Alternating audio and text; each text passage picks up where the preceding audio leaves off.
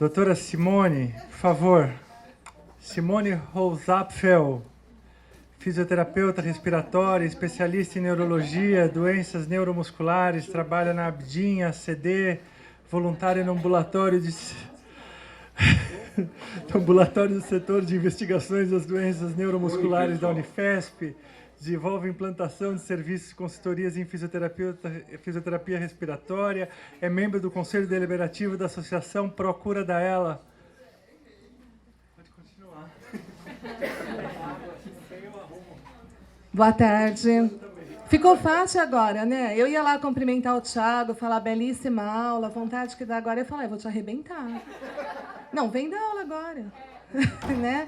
Bom, tem então duas missões difíceis, né? A primeira é dar aula chorando, obrigada, e a segunda aula antes do almoço, mas pior que eu, a Luana, que vem depois. Vamos deixar primeiro, então, um paciente querido que eu tenho que falar, qual é o meu objetivo aqui, qual é a minha proposta de trabalho, e depois eu tento ser rápida para a gente poder comer, tá bom? Por favor. Essa luz apagada é muito ruim para vocês? É ruim para a filmagem?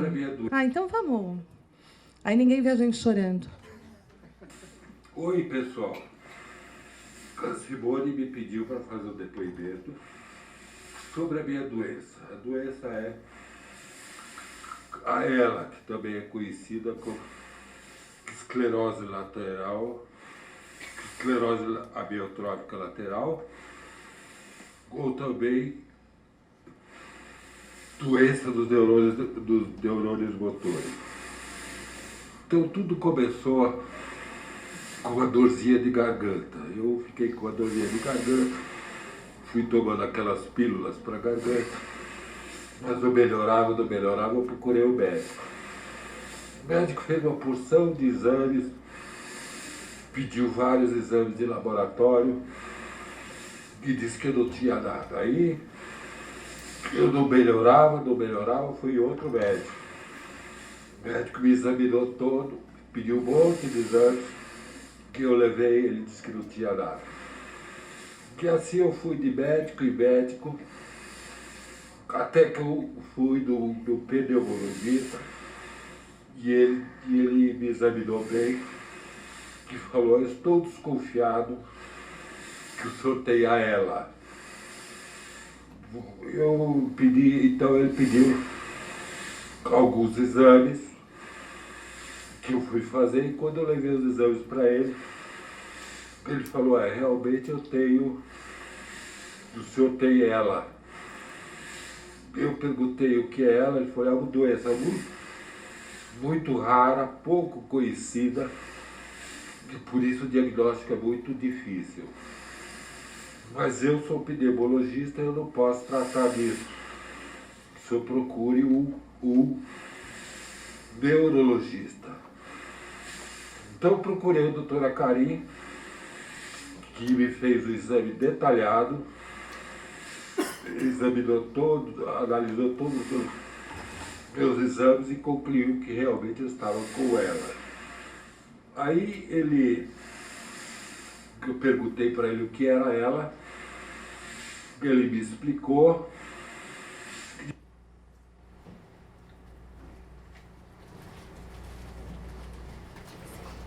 Então eu perguntei para o doutor Karim o que era a doença. Ele me explicou e depois começou a conversar comigo de muitos outros assuntos que eu achei que não tinha nada a ver com a minha doença. No final ele falou, que eu vou te tratar. Eu falei, por que, doutora Karim? Pensei na minha cabeça. É a obrigação do médico tratar do paciente. Aí foi que ele me falou, não, vou te tratar porque você quer viver. Se não quiser viver, não adianta eu fazer nada. Então você quer viver, eu vou te tratar. Que aí ele me recomendou que procurasse a Brela, e lá eu encontrei a Simone, que depois me disponibilizou uma equipe de excelentes profissionais, com esta equipe, com este médico, com os tratamentos que eles me fizeram, eu, que tinha demorado quase 2 anos para ter o diagnóstico já é, nessa altura, definitivo, com os cuidados que eu estou recebendo, eu estou vivendo mais, eu consegui realmente uma sobrevida. Já fazem 5 anos e meio que eu tive o diagnóstico. Isso significa que é possível conviver com a doença. E eu tenho, sim, continuado as minhas atividades. Sou presidente de várias entidades, diretores de outras tantas, cuido dos negócios da família. Claro, essas atividades são de espontâneas, são de idealismo, mas me ocupam, faz com que eu me sinta vivo. Consegui escrever um livro, estou começando o 2º livro, então a mensagem que eu queria dar é para vocês assim: dá sim para viver com ela, dá sim para ser feliz, dá sim para prolongar a vida se a gente tiver bons tratadores e bons cuidadores. E eu queria, antes de encerrar essas palavras, agradecer sobretudo os meus tratadores, mas especialmente a minha família. Minha mulher, meus filhos, meus netos e principalmente o meu bisnetinho. Meu bisnetinho Ramiro tem 1 ano e 3 meses agora, está começando a andar e fala algumas coisas. Quando ele viver, ele aponta o dedinho e fala: vovô. Minha alma se incendeia de felicidade, meu coração dispara e eu sinto lágrimas nos olhos. Me dá uma vontade louca, louca, louca de viver mais um pouco, para ver o meu bisnetinho crescer e se transformar num bom cidadão brasileiro. Deus que ajude a todos vocês. Muito obrigado pela oportunidade. Até logo. Pronto. Então, seu Carlos Ochoa, portador de esclerose lateral amiotrófica, 4º vice-presidente da Fiesp aqui em São Paulo, paciente de ela.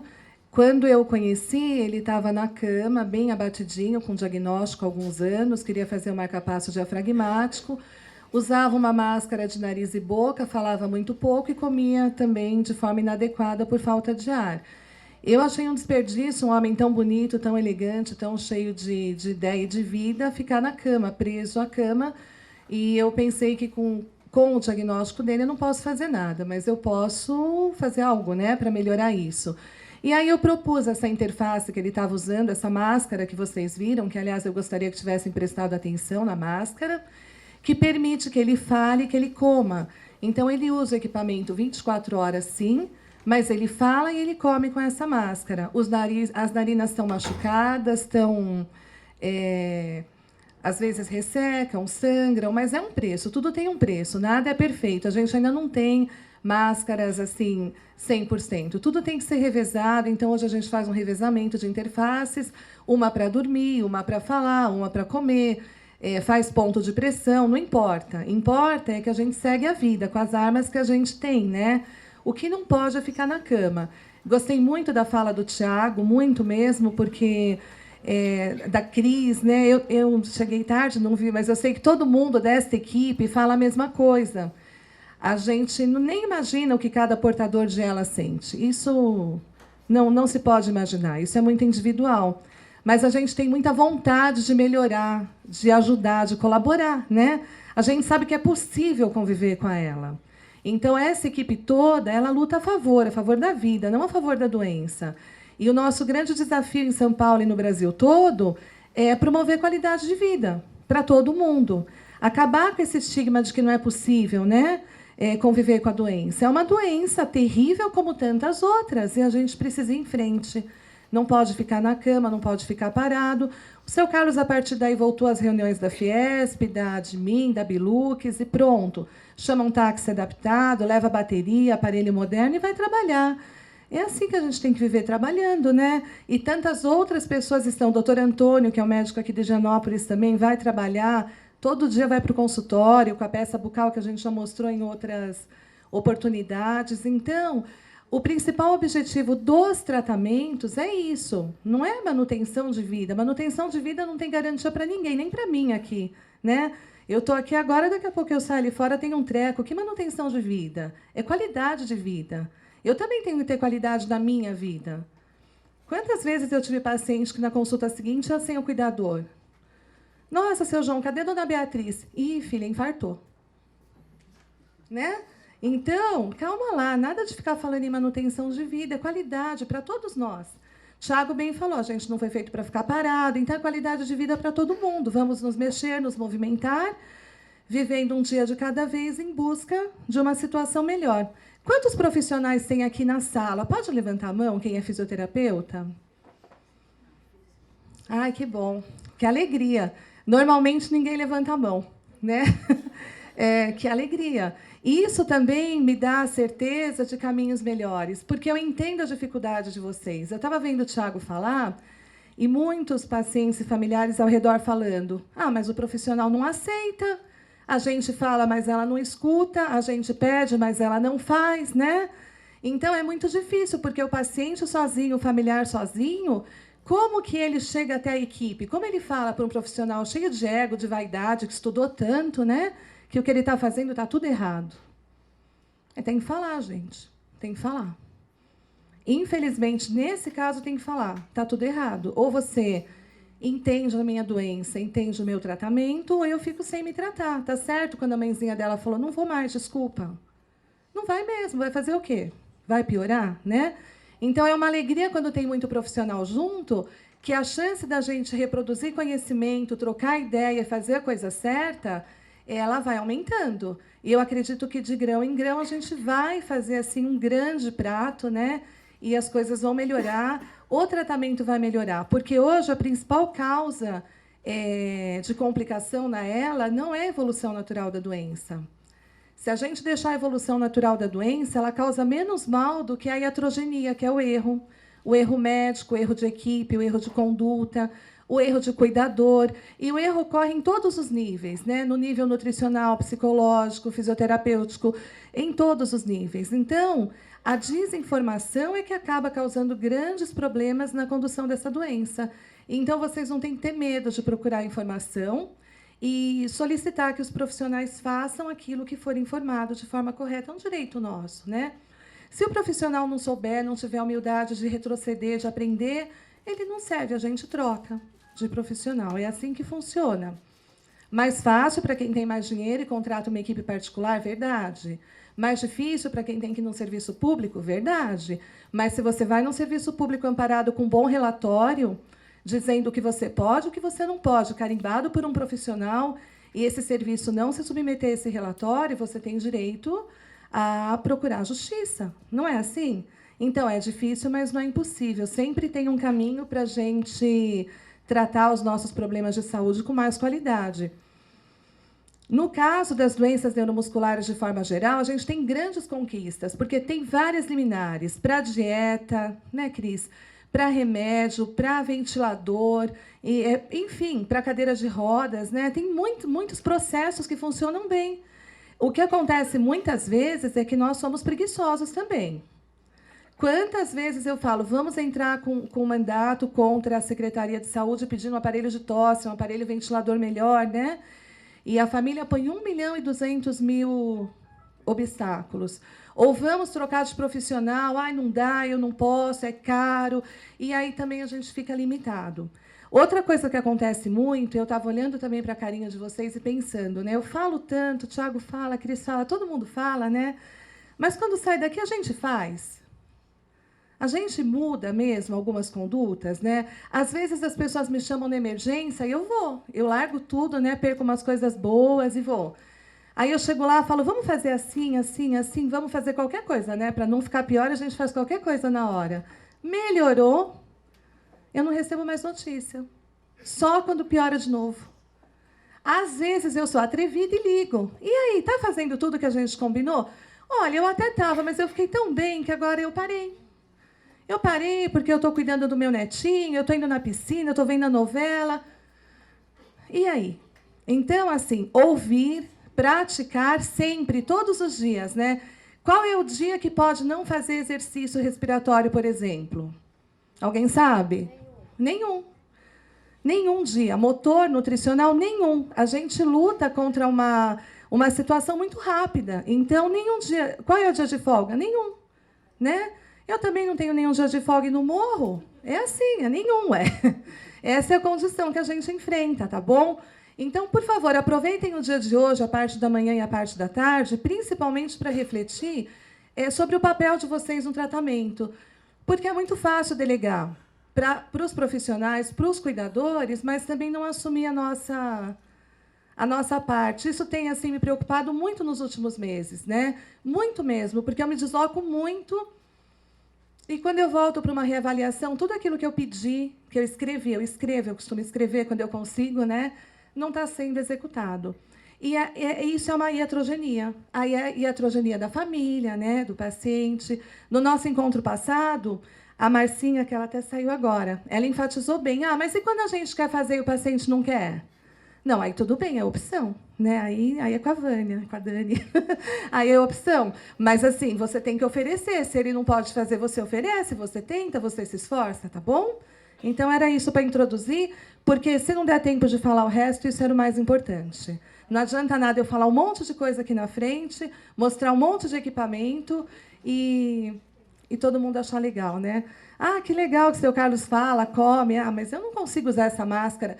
Eu coloco essa máscara, o ar sai pela boca, a comida engasga, é desconfortável, eu fico babando. Vocês acham que foi fácil para ele acostumar? Claro que não. Nada é fácil de acostumar. Nada é milagroso, né? Vocês acham que é fácil ficar com a narina ressecada, às vezes sangra um pouquinho? Não. Não é fácil. Não tem esse milagre do fácil, do gostoso. É difícil, mas a gente adapta, a gente acostuma e a gente tem sucesso. Eu gosto da palavra sucesso. Eu acho que é isso. O sucesso é viver o dia de hoje, viver o dia de amanhã, com qualidade. Seu Carlos, de novo, já viram que ele é minha inspiração, né? Porque ele é um dos meus pacientes mais teimosos. Tudo que eu vou fazer, eu tenho que provar que vai ter sucesso. E se não tem sucesso, eu sou cobrada e até descontada. Então, é minha fonte de inspiração, porque eu simplesmente não posso errar. Ele fala, se você erra, eu morro. Então, né? Mas eu tenho muitas outras. Eu peço desculpa para os meus outros pacientes, que todos são meu motivo e meu orgulho, tá bom? É que seu Carlos é aparecido igual eu. Então, vamos lá. Ai, Thiago, vou agora imitar seus slides. Eu lido com a mecânica pulmonar, e a mecânica pulmonar ela se constitui não só dos pulmões, mas das vias aéreas superiores, que são as narinas e a região da traqueia. O posicionamento cervical é muito importante. Essa parte o Thiago mostrou, quando você está torto, o que acontece nos pulmões, e depois, propriamente dito, o diafragma, as vias aéreas inferiores, que são os pulmões, e os músculos abdominais. Tudo está incluído na mecânica pulmonar. Eu uso esse slide há 10 anos para falar a mesma coisa. A parte respiratória não são só os pulmões.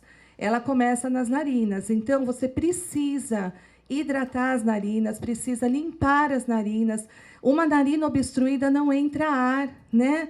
E você tem que tomar cuidado quando o paciente é acamado, quando você vai fazer as trocas e as transferências, de deixar sem travesseiro, a cama na posição horizontal e o pescoço hiperestendido, porque a pessoa sufoca. Isso é muito importante. Eu falo isso repetidamente ao longo dos anos, porque várias vezes a gente acorda de madrugada, vai correndo para a casa do paciente que a saturação está em 40, chega lá, o que aconteceu? Hora da troca. Baixa a cama no 0, tira o travesseiro e manda a pessoa... Por favor, vocês fizeram isso na aula da Ana? Podem encher a boca de saliva e engolir assim, com o pescoço lá atrás? Todo mundo, menos os pacientes. Foi fácil? Fácil igual a da aula depois do Thiago, né? Agora, abaixa um pouquinho o pescoço. Engole. Mais fácil, né? Então, como é que você troca alguém, vai ajudar? Você fala que vai ajudar. Estou cuidando de você, eu vou te trocar. Te ponho na cama, te ponho com o pescoço lá atrás, com a boca cheia de saliva. E demora, porque vai caprichar no banho, né? Demora. Porque tem que ficar cheiroso para ficar caprichado, e fica lá falando, contando história, e a pessoa vai sufocando. A gente está dormindo, alguém liga correndo, você acorda, chega lá, é só arrumar o posicionamento cervical, põe um travesseiro mais alto, eleva uns 20 graus a cabeceira da cama e pronto.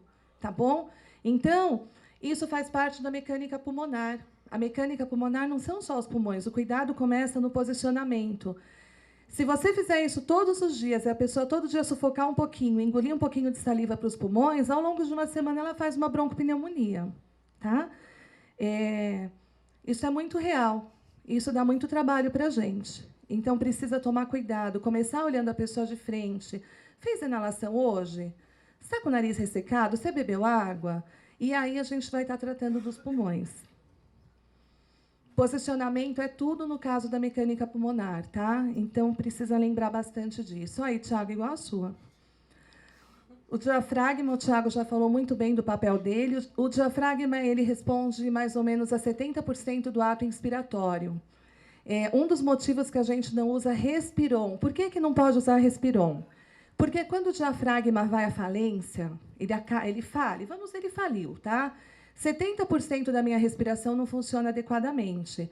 Se eu estiver muito mal acompanhado ou sem equipe nenhuma, como que eu vou sobreviver até chegar ao hospital, até chegar ao socorro? Como um asmático, respirando como? Pelo ombro, pela musculatura acessória. A musculatura acessória faz 30% do ato inspiratório. Se eu fizer respiron, eu vou encurtar essa musculatura, porque o respiron é um incentivador a fluxo, que para eu levantar as 3 bolinhas, eu tenho que fazer o quê? Não é? Então, esse exercício contínuo, tem alguns colegas que mandam fazer 300 vezes por dia. Então, né, você não expande os pulmões e você encolhe a musculatura cervical. É por isso que ele não é indicado nas doenças neuromusculares, não é só na ELA, nas distrofias, nas amiotrofias. O que a gente pode usar no lugar? Vou mostrar daqui a pouco.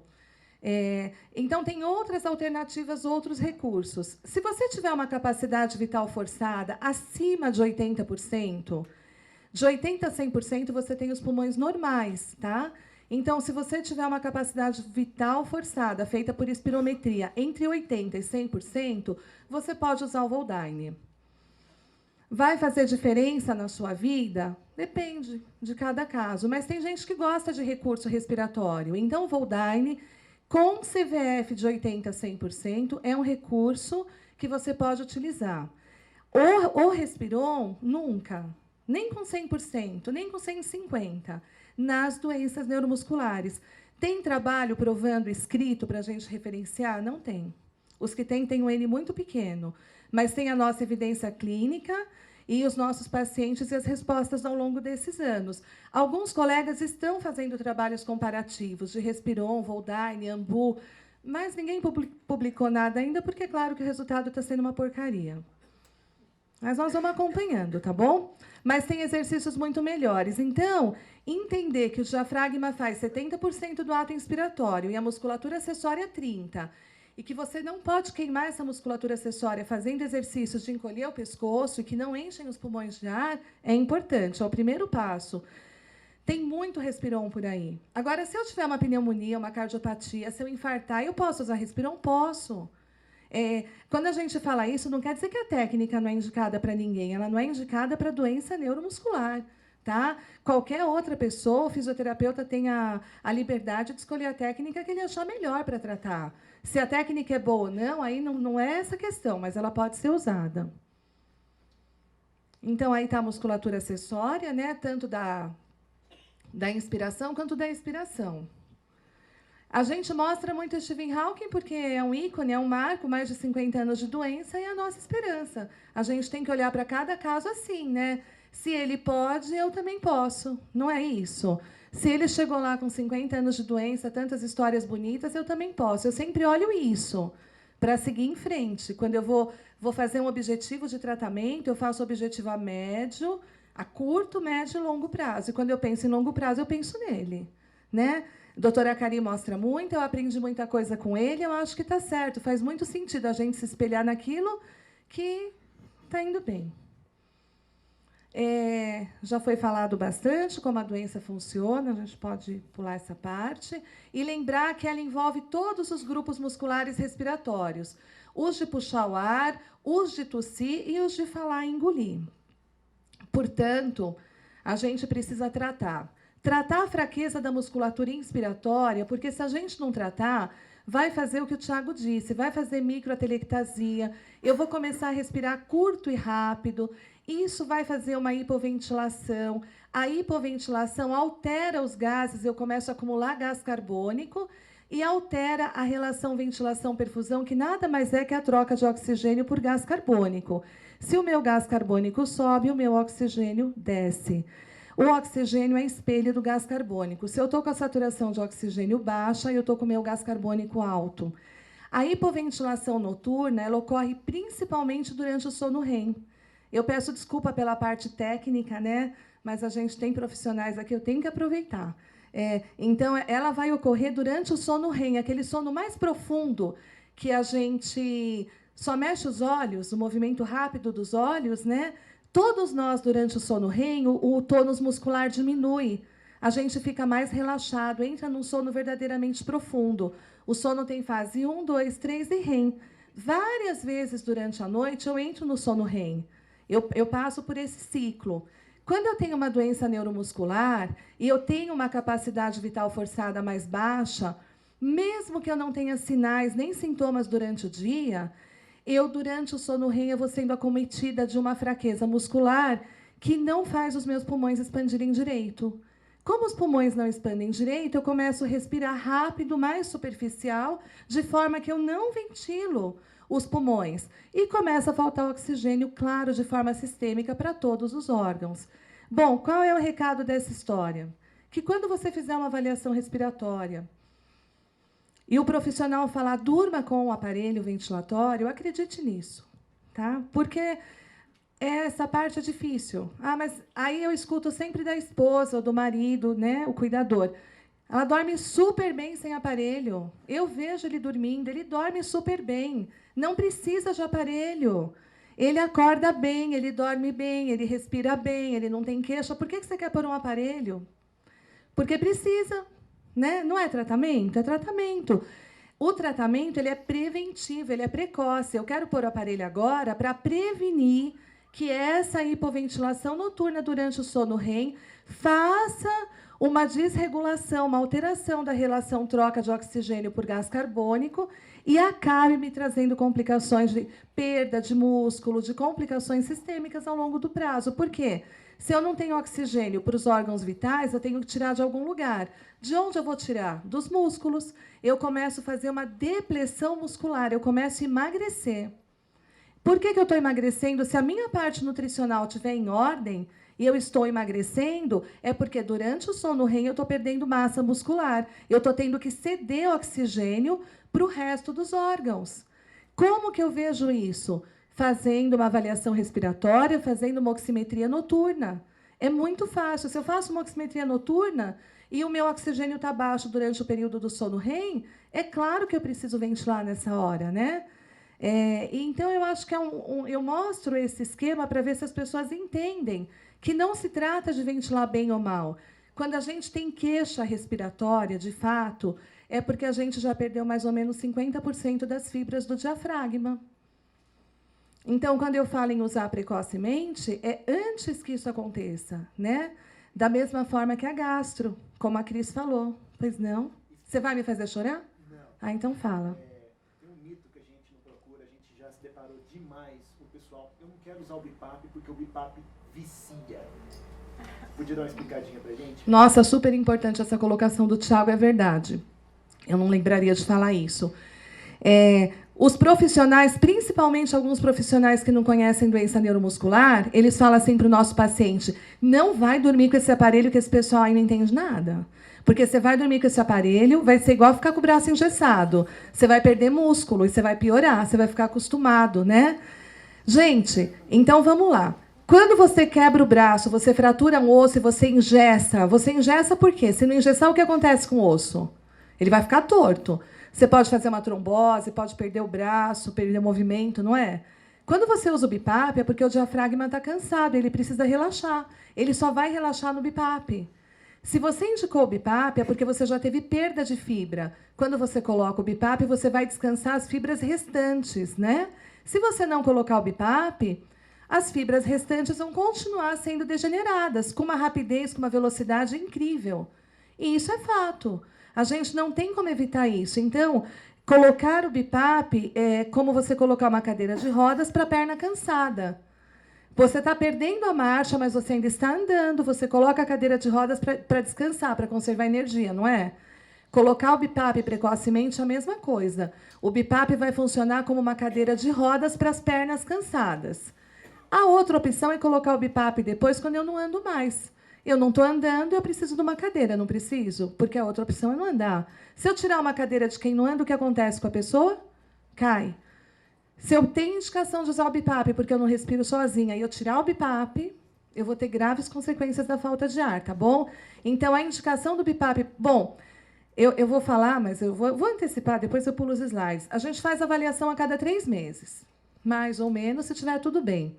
Nessa avaliação, eu vou monitorando a função respiratória, através de espirometria e tantas outras perguntas. Quando eu detecto uma função respiratória em declínio, eu já sei que é o momento de colocar o BiPAP. E eu indico a ventilação. Eu costumo indicar um pouco antes, porque quando você indica a ventilação, tem a dificuldade da aceitação, tem o choque de mais uma coisa, mais um recurso. Até se resolver todas essas questões, a gente procura ser precoce, né? E aí você vai começar a usar o aparelho. Dessa forma, tudo dá certo. Dessa forma, a gente fica igual o seu Carlos, igual tanta gente, né? Dona Natalina, lá do Seu Daço. Quem não conhece a Dona Natalina? Sei lá quantos anos, 20 anos igual, né? Ana Silvia Romanini também, 18 anos igual. Tanta gente igual. Ué, a gente não está esperando tantas coisas acontecerem? Vamos esperar igual. Agora, se eu não coloco nesse momento, é uma opção minha, mas depois as coisas se complicam e aí eu só consigo apagar incêndio. Quando eu coloco num tempo de prevenir, eu evito perdas, eu ganho em qualidade, eu ganho em anos, eu ganho em função, eu ganho em um monte de coisa. Se eu vou apagar incêndio, eu vou só apagar incêndio. Então, são formas diferentes de tratamento. Cada um escolhe a sua. Eu só acho que precisa entender bem, porque também não adianta falar você vai pôr o BiPAP porque você vai pôr o BiPAP. Tem que entender por que vai pôr, né?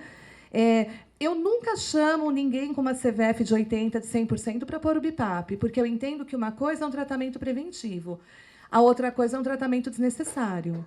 Bem como me irrita muito, muito mesmo, me tira do sério quando eu recebo alguma cartinha médica falando vamos fazer a gastrostomia no senhor fulano de tal e vamos aproveitar para fazer a traqueostomia. Mas faça no seu pescoço, não é? Faça no seu pescoço. Como vamos aproveitar? Tem indicação? Recebi um telefonema desses da Bahia ontem. Não, senhor, não vai fazer nada. Não tem, a gente tem que indicar precocemente, mas não desnecessariamente. Bem como tem colegas que fazem uma lista de pedidos e pedem todos os equipamentos que a pessoa tem que usar até fazer 100 anos. Ah, eu estou pedindo antes que demora para vir. Nem sabe se vai precisar, né? Calma.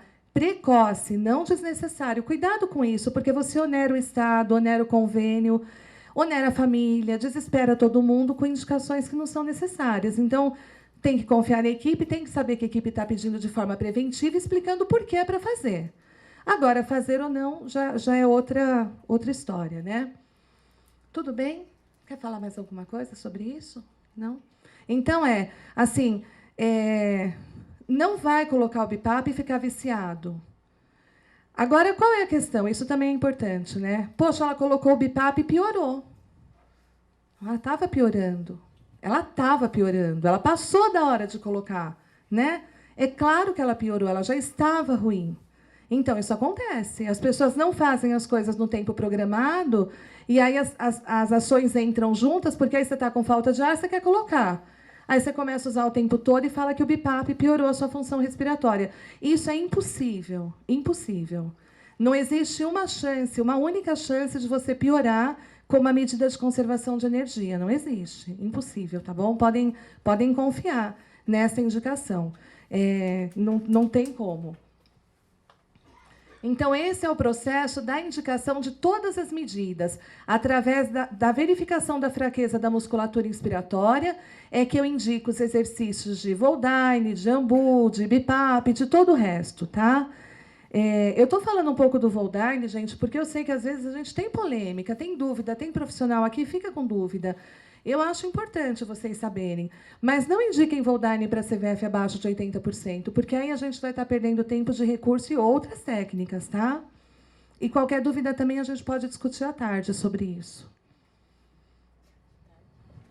Então, isso aqui é um resumo de tudo que eu falei, né? E a única coisa que eu não falei é que, se a gente não resolver essa hipoventilação noturna, eu vou fazer uma insuficiência ventilatória crônica, que vai resultar numa falência muscular ventilatória.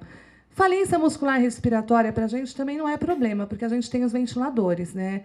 A gente vai ventilar e pronto. Tá? Isso quer dizer que, se vocês não fizerem nada, porque são espanhóis teimosos, a gente ainda assim vai conseguir ventilar vocês, né? Gostaria sempre de ventilar de outra forma, mas a gente consegue ventilar. A fraqueza muscular é de toda a musculatura. E, quando você tem a fraqueza da musculatura expiratória, você vai ter também uma tosse ineficaz. A doença cursa com acúmulo de secreção, você possivelmente vai broncoaspirar.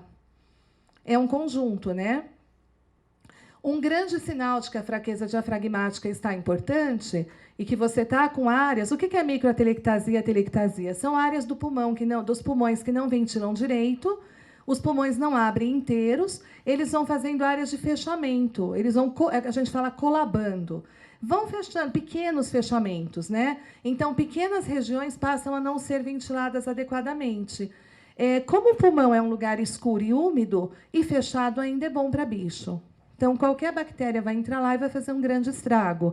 Um estrago maior do que faria num pulmão que está expandindo todo instante.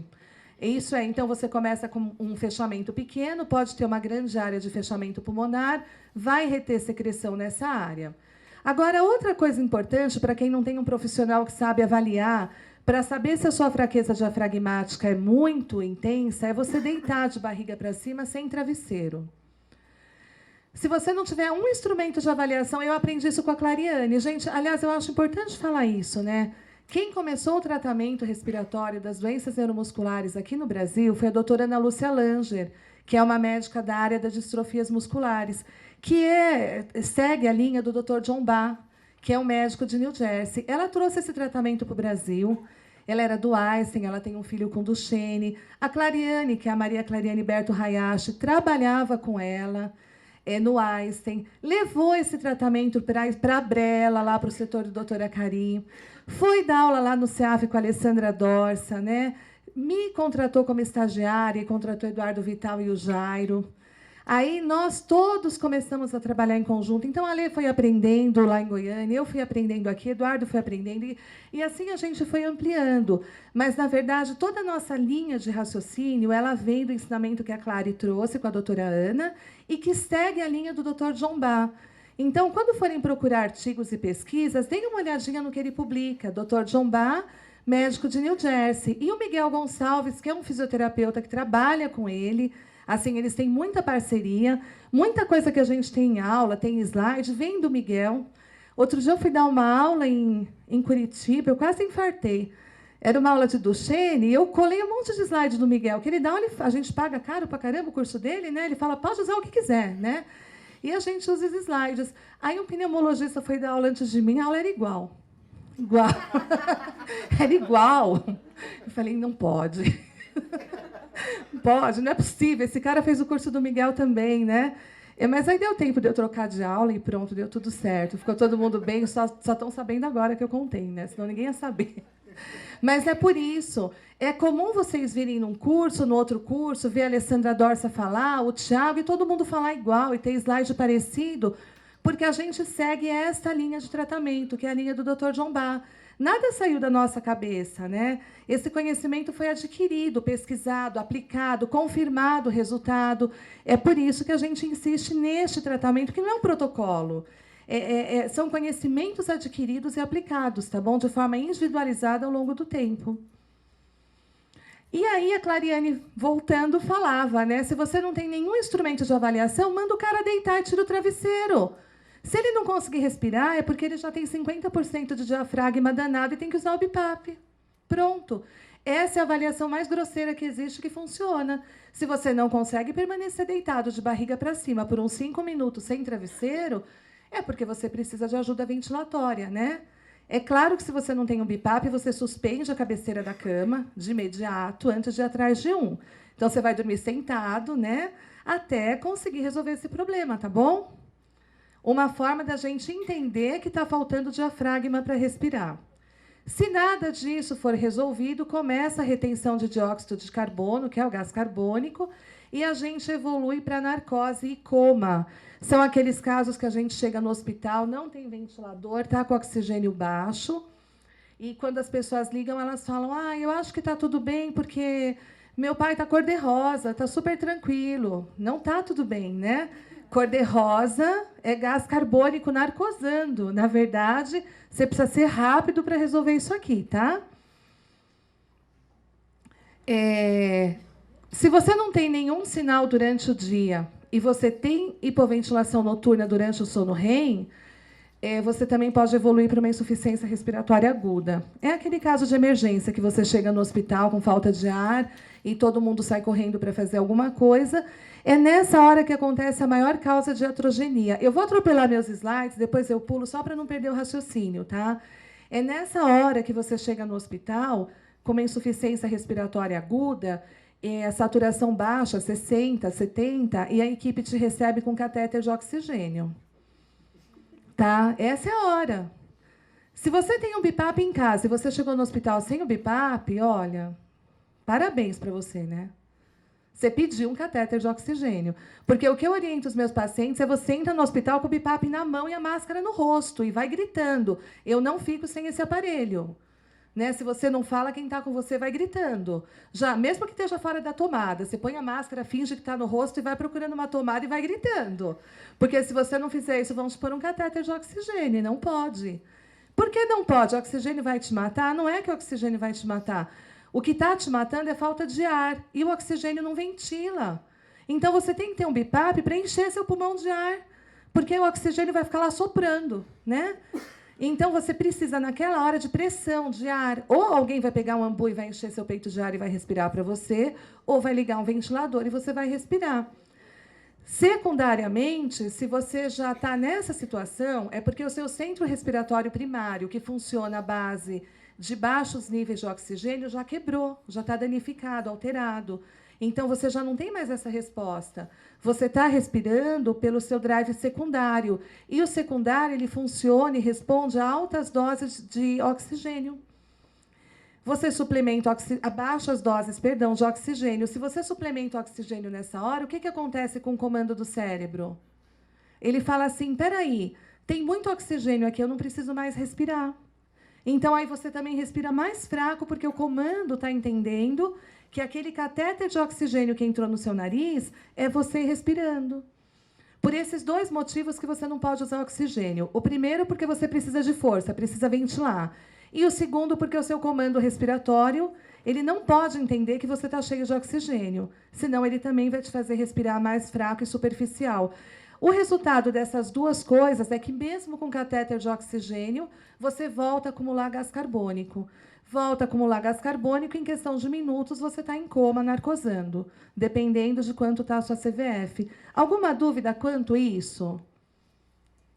Se vocês gravarem grosseiramente que vocês não podem usar oxigênio porque vocês precisam ventilar, isso já está de bom tamanho. E se gravarem também que quem tem BiPAP e for parar no hospital por qualquer motivo, precisa levar o BiPAP na mão, não é no carro, é na mão, vocês estão com a vida salva, tá bom? É muito importante. Eu sempre peço para os meus pacientes terem uma extensão de 15 metros, porque você acha uma tomada e vai embora com o seu fio. O Ambu junto, claro, não preciso nem falar, né? Em se tratando do grupo da Procura, falar de Ambu já é brincadeira, né? Porque não dá. Mas eu vou falar, tá bom? E o BIPAP na mão. Muita gente me liga e fala, eu estou aqui no hospital, estão querendo pôr oxigênio. Põe o BIPAP, está em casa. Muitas vezes a minha linha cai. Eu desligo. Eu desligo, porque eu tenho vontade de falar palavrão. Então, eu desligo, eu respiro, eu me acalmo, aí eu ligo de novo e falo, poxa, desculpa, caiu a linha, né? Porque é muito difícil para a gente. Vocês pensam que é fácil? Você fica lá, né? Explica, explica, explica. Por isso que eu falei para vocês antes da aula, vamos abrir a...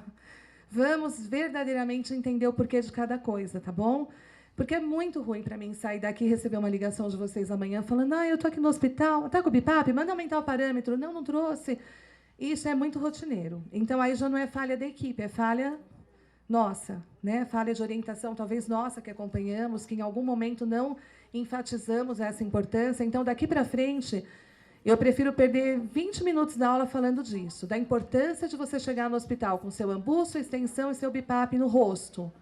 E depois liguem para a gente. Tá?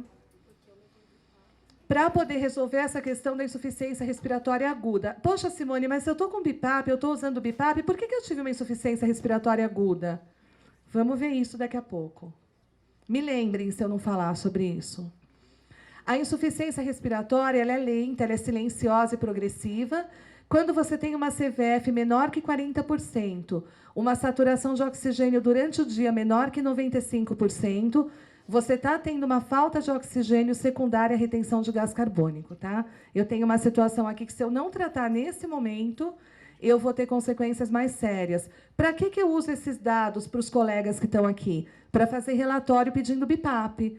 Se o Instituto do Sono, se qualquer concessor que tem que me fornecer o BIPAP fala que não está na hora, eu escrevo no meu relatório. A CVF é menor que 40%, a saturação diurna é igual ou menor a 95%, eu tenho uma hipoxemia secundária e hipercapnia e eu corro risco de óbito.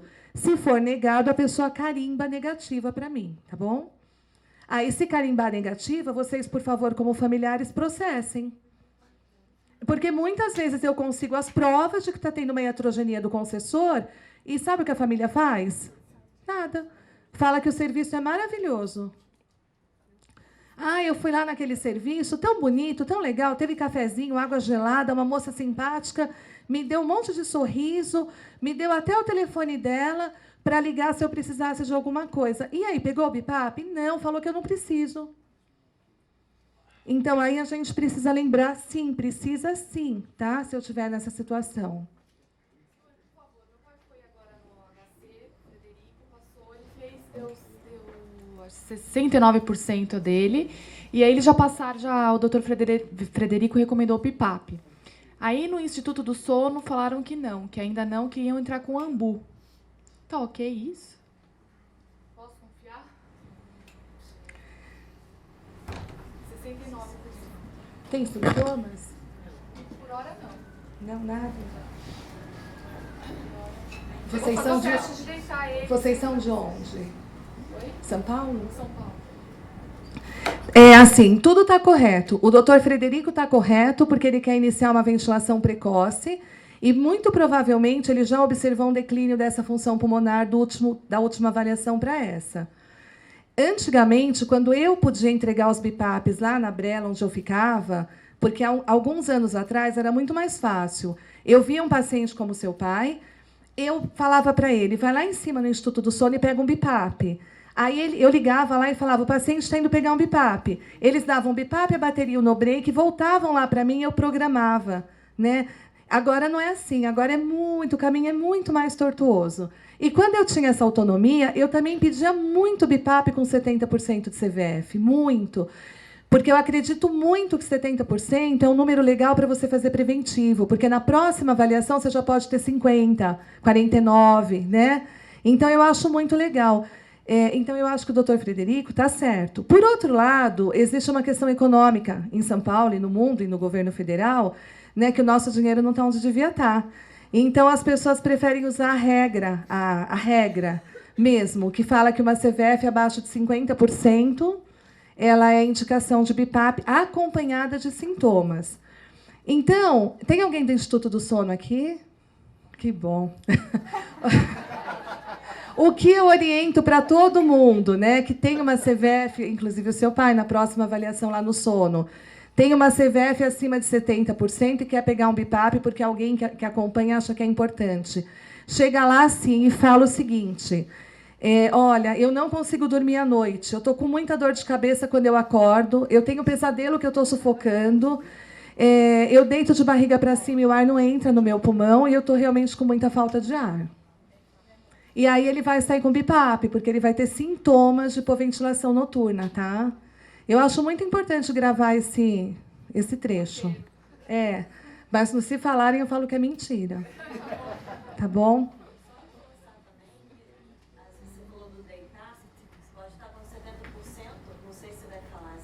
Mas pode falar, pode falar. Se tiver uma diferença, já tem na literatura uma diferença maior que 25% do sentado do deitado, na CVF também é indicação para ventilação não invasiva. Então também tem esse outro parâmetro que a gente pode se fazer. E eu também inicio com, quando a gente pode, questão de custos, com 70%. Porque a gente muitas vezes vê que a queda é muito drástica.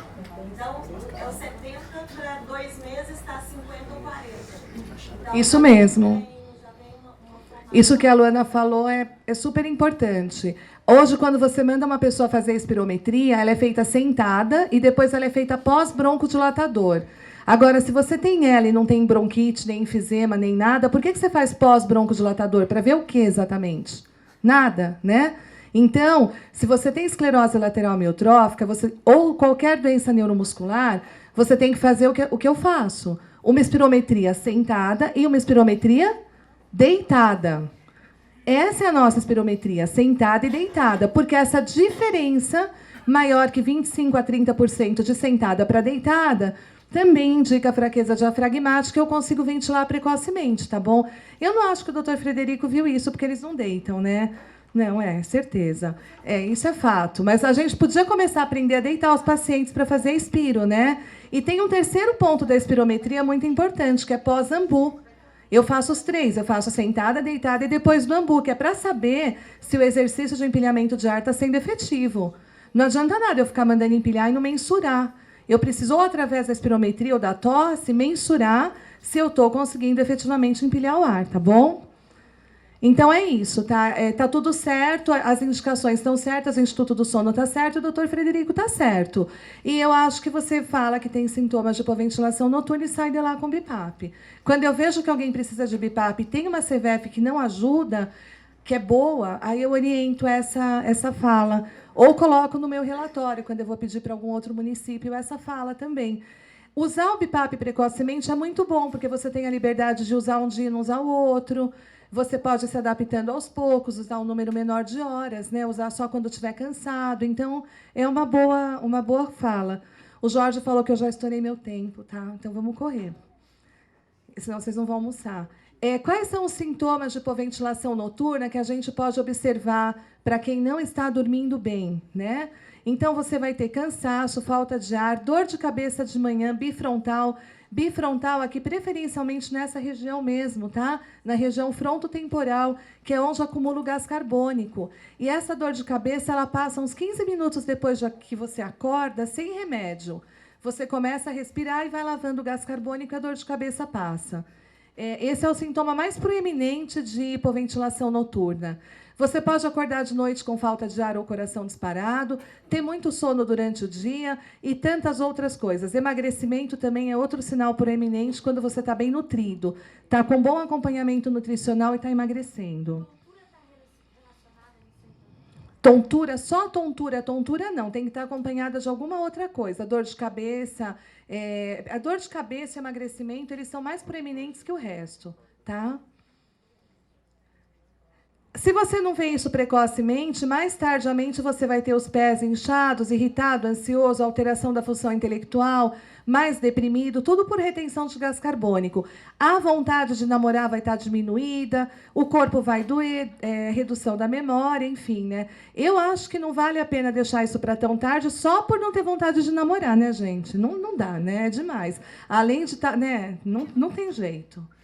Vamos preservar as funções, a principal, né? Que é namorar. Então, para tudo isso, eu estou falando de fraqueza da musculatura inspiratória. O principal tratamento da fraqueza da musculatura inspiratória é o exercício de empilhamento de ar, que você pode fazer com ambu, com ventilador volumétrico ou com a respiração glossofaríngea. Ele vai aumentar a capacidade de insuflação pulmonar, vai melhorar o pico de fluxo de tosse. Então, para quem não tem uma tosse muito boa, você consegue remover a secreção com o exercício do ambu. Você vai preservar a fala, vai preservar a tosse, trabalha a questão da deglutição, porque para você empilhar o ar, você tem que trabalhar a musculatura da região glótica também, para fazer o fechamento da garganta com ar lá dentro. Reverte as microatelectasias. Então, é um exercício, preserva a elasticidade pulmonar e da caixa torácica, não vai ficando aquele tórax duro, rígido, de quem não faz exercício. Esse exercício é um exercício tão bem descrito pelo Dr. John Bach, tão discutido no Procura, né, em tantos vídeos e filmes. O Tiago gravou um monte de vídeo. Então, é um exercício que... Eu cheguei no apartamento de uma senhora essa semana e falei, a senhora faz esse exercício de ambu? A primeira consulta... Não, eu tenho um ambu aí que uma fono trouxe, aquela tal de Adriana Leicoda lá, mas eu nunca usei não, porque a minha físio que vem aqui fala que isso é super perigoso, que vai fazer um buraco no meu pulmão. E eu falei para ela, mas a senhora vai me pagar de novo para falar a mesma coisa que ela falou? Então eu vou embora. Não é verdade? Não, mas você vai falar a mesma coisa? Eu falei, vou falar a mesma coisa. Quanto tempo faz que ela veio? 1 ano e meio. Agora, me digam, há 1 ano e meio atrás eu tinha indicação de um exercício por uma profissional super competente. Veio outra profissional que também deve ser competente, mas não é especialista, e falou que ia furar o pulmão. Ela optou por não fazer. Não é complicado? Aí eu amarrei um pouco melhor. É claro que eu recebi, né? Fui até lá e falei, eu volto a semana que vem. Porque eu não posso esperar mais 1 ano e meio para saber que não vai fazer. E pedi uma reunião com a médica e com a profissional que acha que fura o pulmão para eu poder explicar que não fura. Nunca furei nenhum pulmão. Você já furou, Tiago? Nunca estourou. Ai, que bom. Eu não tenho. Alguém aqui tem experiência de pneumotórax, que é o nome disso? Tem? Já furou seu pulmão? Já, mas foi espontâneo. Ah, então tá bom. Ufa, que susto. Espontâneo é por causa das blebs, né? Que são bolhas pulmonares que a gente tem, e quem tem o peito mais longilíneo, pode acontecer de uma dessas bolhas esbarrar numa costela e estoura mesmo. Mas isso é anatômico, né? Isso pode acontecer com qualquer um de nós que somos mais altos. Mas ninguém furou, né? E aí tem muitos profissionais que chegam para a gente, me dá uma referência, onde eu vou achar isso? A gente fala, a gente mostra, só porque o brasileiro, nós temos dificuldade para fazer ciência. E hoje as melhores referências na ELA ou nas doenças neuromusculares estão em inglês. E a gente vai procurar em site que não é científico, e a gente vai procurar em artigo de pouca confiabilidade. Então, se a gente procurar na língua inglesa, a gente vai achar a comprovação de que o ambu é indicado. Às vezes a gente fala, está em inglês, o cara não corre atrás. E aí ele vai falar que está errado. Está errado certo. Porque ele não pesquisou. Tá certo. Todas as publicações do Dr. John Bach, G-O-H-N-B-A-C-H, tem várias publicações que falam do empilhamento de ar, que justamente eu coloco air stacking, que é o nome que está na publicação. Ele tem um livro traduzido para o português que chama Guia de Doenças Neuromusculares, onde ele fala bem sobre isso também. Então, são lugares para pesquisar, tá bom? Vamos lá. Eu posso fazer o ambu com ventilador volumétrico, com a respiração glossofaríngea, o air stacking, ou com o próprio ambu. Isso a gente vai ver à tarde, eu mostro para vocês melhor, tá? A ventilação não invasiva, a gente já falou muito dela, eu não preciso falar mais nada, eu acho que já está bem falado. Esse slide é só das indicações mais clássicas que eu ponho no relatório, porque eu tenho que fazer relatório para solicitar, eu tenho que estar amparada, tá, tecnicamente. A portaria que eu ponho no relatório é a 1370, que ela é de 3 de julho de 2008, que contempla a ventilação mecânica não invasiva para qualquer portador de doença neuromuscular em todo o território brasileiro. Então, se eu não tiver um concessor na minha cidade, eu tenho que pedir para a secretaria do município esse aparelho. Demora, é uma briga, mas ele sai, ele demora, mas ele sai, tá bom? Eu tenho várias formas de ventilar, então é o que eu disse, se uma máscara não dá certo, eu tenho outras formas, várias máscaras, várias e mais várias, tá? E eu tenho muitos erros em relação à ventilação que eu preciso falar brevemente. Realmente eu só preciso de mais 10 minutos. O meu principal erro é quando eu peço um aparelho e vem esse pretinho aqui, ó. Tá todo mundo vendo?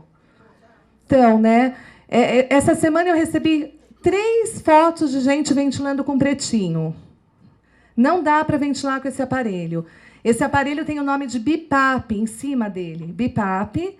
E do lado está escrito Alto Séries, né? Tudo que for alto é da linha do sono. Alto é do sono.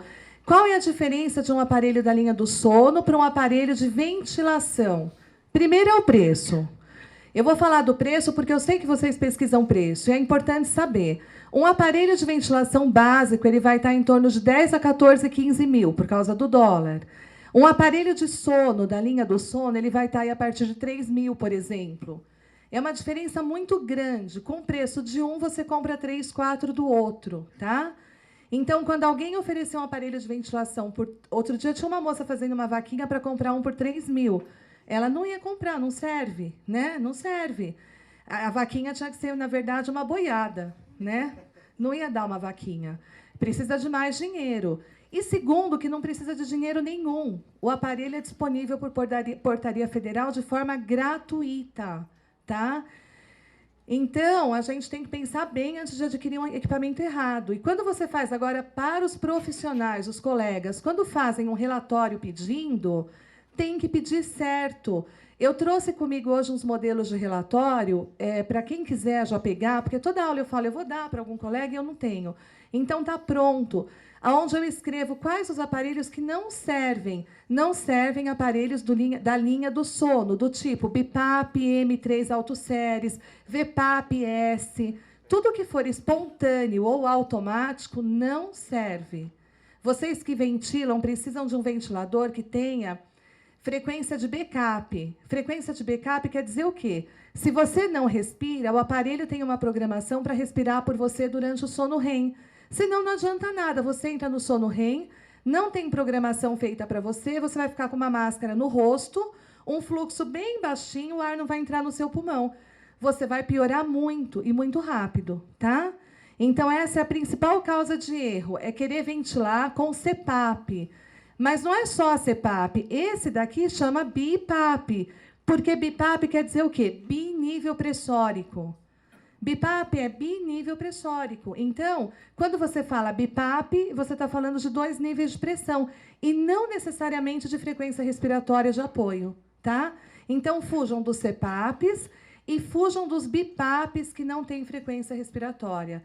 Essa é a pergunta quando ganha um aparelho. Ele tem frequência respiratória? Se ele não tiver, ele é da linha do sono. Tá bom? Tudo bem? Eu fui discutir isso no fabricante desse aparelho, mas eu não tive sucesso. Elas falaram para mim que isso é uma marca comercial registrada no mundo e que jamais o fabricante vai perder todo esse dinheiro para mudar esse nome aqui de uma marca comercial registrada, porque eu falei que isso gera maior confusão no Brasil inteiro. Tem uma prefeitura de São Paulo aqui que comprou não sei quantos equipamentos para ventilar, tá? E comprou esse. Mas não adianta, o fabricante diz que vai investir agora em orientação, informação. Ele vai treinar todos os revendedores, os representantes, tem até um catálogo enorme mostrando o que é da linha do sono, o que é de ventilação, para a gente não comprar aparelho errado. O preço da prefeitura comprar aparelho errado é a vida do nosso paciente. Né? Agora, vamos supor que a prefeitura comprou errado. Quando ela for te entregar, você não recebe. Você fala, não, eu não posso usar esse aparelho. E pede um relatório para a gente, tá bom? Então, é isso. Respiração espontânea é outra coisa. Você está lá... É isso, você está com o aparelho sem frequência respiratória. Outra coisa que tem que tomar cuidado é quando a gente precisa ser entubado por algum motivo, ou para fazer gastrostomia, ou uma cirurgia de apêndice, seja o que for, entubou, na hora de extubar, precisa extubar direto para o BiPAP. Tem que arrancar o tubo e pôr o BiPAP. Existe uma prática da gente deixar o nosso paciente num tubo, ligado ao ventilador e zerar a frequência respiratória do ventilador, que é um teste de ventilação espontânea. Isso não dá sucesso. O Miguel tem um artigo publicado na revista Chest, de abril de 2010, que ele fala sobre o paradigma do teste da ventilação espontânea. E outra coisa é que o paciente 24 horas em ventilação não invasiva não é sinônimo de traqueostomia, tá? Vocês viram que eu mostrei o seu Carlos no começo da aula, ele fica 24 horas, meses a fio no BIPAP e não é traqueostomizado. O Dr. João Bá fala que só 42% dos pacientes de ela bulbar têm indicação de traqueostomia. E isso é uma grande verdade. Então, não sou contra nem a favor da traqueostomia. Eu sou a favor das medidas corretas com indicações adequadas para cada caso. Tá bom? Podem pegar todos os artigos do Dr. João Bá e vocês vão entender que existe muita traqueostomia desnecessária neste país. Muita. Além da conta. Muita gente pode ventilar com máscara 24 horas, falar, se não falar, comer, se não comer, simplesmente ventilar. A tráqueo ela tem as suas indicações e que não são essas, principalmente usar 24 horas o aparelho. Então, isso tem que ser muito discutido e amplamente aqui no Brasil. Para a musculatura expiratória, a gente tem o Coffee Assist. Vamos passar o vídeo, mas vamos abreviar os vídeos. Eu te falo qual que a gente passa. Isso, pode passar esse. É só para mostrar como o Coffee Assist funciona. How Cough Assist works. Cough Assist simulates a cough through mechanical insufflation-exsufflation. Esse The vídeo é device do próprio gradually applies fabricante. positive pressure to the airway. This expands the lungs in the same manner as a normal deep breath. Cough Assist then rapidly shifts to negative pressure. This produces a high expiratory flow from the lungs and effectively removes mucus. Each change from positive to negative pressure replicates a cough cycle. A series of cycles provides a full treatment. Esse verdinho é o catarro, a secreção. Você manda uma pressão de ar, ele vai tirando de baixo para cima até chegar aqui em cima e você tosse tudo. Por isso que é tão importante, quando você não consegue tossir sozinho, você tem um recurso auxiliar. Como eu sei que eu não consigo tossir sozinho? Vamos ver esse aqui. Vamos ver o que acontece com... Se eu consigo limpar o pulmão. Respira tranquilo. Respeito. Tosse. Esse é um paciente de distrofia muscular de Duchenne, tá bom? Fazendo um teste de tosse, só para vocês terem uma ideia. Sozinho, ele tosse 50 litros por minuto. Aí ele vai fazer o recurso do ambu. Puxa. Segura, segura, segura. Tosse. Aí quando ele faz o ambu, ó, para quanto sobe a tosse dele. Por isso que é importante mensurar quando a gente faz o ambu antes e depois. Tosse, tranquilo? Então vai. E agora ele vai tossir junto com uma prensa torácica.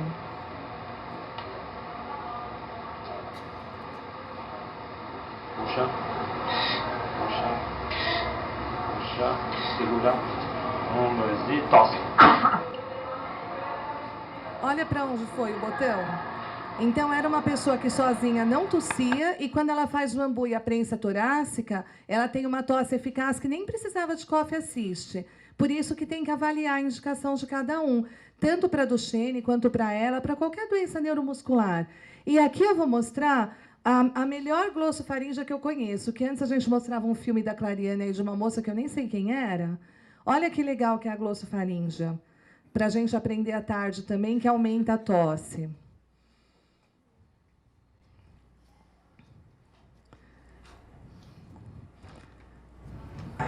Esse é o Luiz Alberto, ele vai tossir sozinho. Tosse! Ó, 100 litros por minuto. Agora ele vai fazer a respiração glossofaríngea.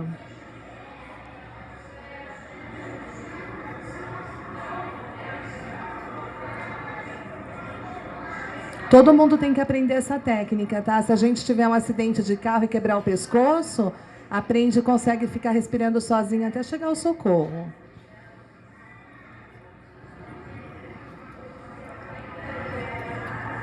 Agora ele vai tossir de novo. Segura, segura, tosse! Ó, de 100 litros por minuto, ele chegou a quase 250, sozinho, com a respiração glossofaríngea. Ele estava engasgado em casa, quase desmaiando, quando ele começou a fazer a glossa e conseguiu tirar todo o catarro da garganta. Então, precisa aprender. Tá bom de filme, vamos passar a aula. Depois, em outra ocasião, eu mostro os outros, tá bom? Então, no caso de uma tosse fraca, você precisa de um recurso, ou ambu com prensa torácica, ou a respiração glossofaríngea, ou um aparelho de tosse que a gente também solicita por ação judicial. Eu também tenho os formulários comigo, para quem quiser um modelo de como solicitar esse aparelho por ação judicial, tá? Isso tudo a gente já falei bastante. Esses são os valores de normalidade do pico de fluxo de tosse. Já falei das avaliações. O bom de falar demais é que a gente fala tudo antes, tá vendo? Aqui foi o que a Luana falou, né? Essa alteração da CVF de 25% a 30%. A importância de fazer oximetria noturna e a capnografia para ver se está acumulando, retendo gás carbônico. Pode ser feito por polissonografia, desde que saiba ler a polissonografia, desde que saiba ver como está o sono REM na polissonografia. Senão não adianta nada pedir polissono para ver a apneia quando a gente tem doença neuromuscular, tá? Esse é o modelo de oximetria noturna, que mostra um paciente que, num dado momento, desaturava muito, era quando tirava o BIPAP. Esse é o aparelho de tosse. Para a fraqueza da musculatura bulbar, a gente precisa da equipe multiprofissional junto, principalmente as manobras de aspirar via oral, as manobras de proteção de via aérea. A higienização dos equipamentos eu posso falar melhor lá na aula prática, né? Como a gente deve proceder com a higiene dos equipamentos, porque a gente também tem que ter atenção a isso. Muitas vezes eu vejo que as máscaras e as traqueias ficam meses sem lavar na residência, meses. Então, isso é muito grave, muito importante a gente discutir isso lá na prática. Muito importante, esse slide eu já usei da outra vez, que quando você tiver uma queda de energia ou equipamento quebrar, enquanto você providencia tudo, você tem que pegar o ambu e começar a ventilar o seu paciente, seja ele traqueostomizado ou não. Não é para ficar deixando a pessoa sem ar, né? Precisamos de toda a equipe, toda, e com certeza faltam mais profissionais aqui nesse slide para ter sucesso no nosso tratamento. Senão a gente acaba, né, num estágio que não é legal. A gente não tem paciente assim, não é para ficar assim, tá bom? Isso é um paciente sem tratamento nenhum. E aí, Thiago, viu? Te copiei em tudo. Obrigada, boa tarde.